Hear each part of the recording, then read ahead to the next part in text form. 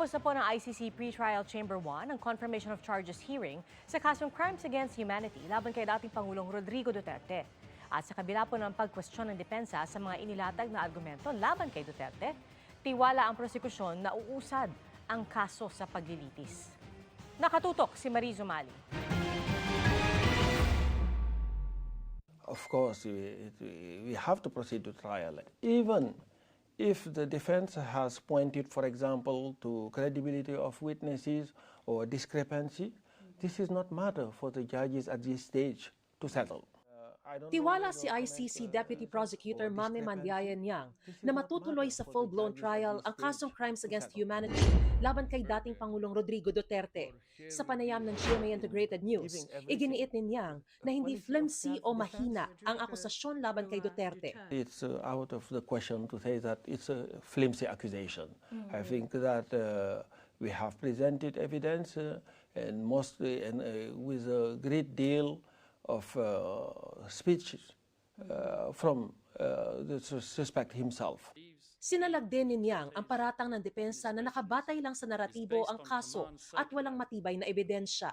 Anya, sa mga kasong may kinalaman sa mass atrocities, hindi isang uri lang ng patunay ang kailangan. Mass atrocities, witness evidence is one thing. Some other material evidence, including statements, including documentary evidence, footage, all of those are proof, for example, for the crime base. You have also to prove connection.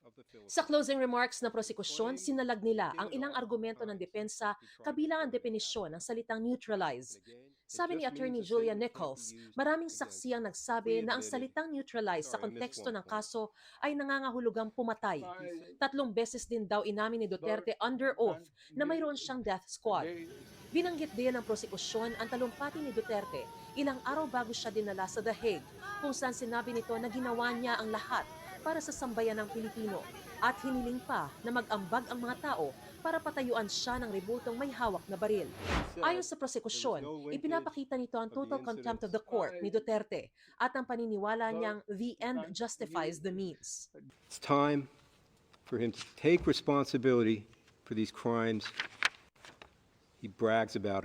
We have proven it to the level for this to be bound over for trial. We ask you to do that, Your Honors.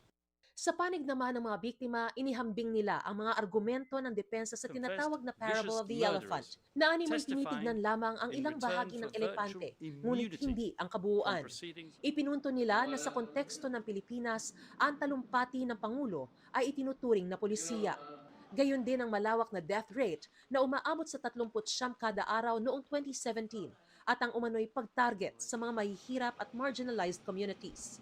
Mr. Duterte's anti-drug campaign was really a war against the poor. In reviewing the evidence in the record of this case, the only reasonable conclusion is that the attack against the specific group within the civilian population, individuals perceived as linked to drug crimes, was widespread and systematic.